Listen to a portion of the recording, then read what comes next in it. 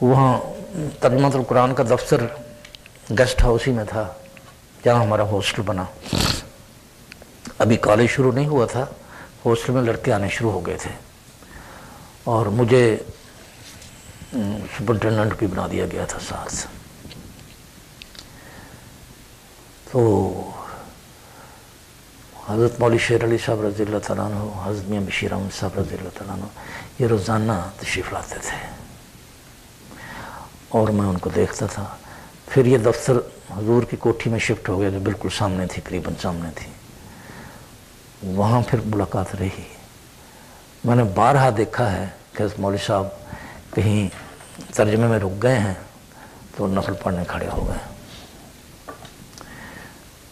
وضو کرنے لگے ہیں، کچھ وضو کر لیا ہے، مسح کر لیا ہے، پاؤں دھونے لگے ہیں تو دیکھتے کیا ہے کہ حضرت میاں بشیر احمد صاحب نے لوٹا اٹھا لیا اور وہ پاؤں دلانے کی کوشش کر رہے ہیں اور وہ آگے آگے پاؤں یوں کر رہے ہیں، وہ نہیں دلاتے اور دلانے کی کوشش کر رہے ہیں. حضرت میاں صاحب شاگرد تھے ان کے. حضرت مولوی صاحب ادب کے مقام پر تھے، تو عجیب لوگ تھے.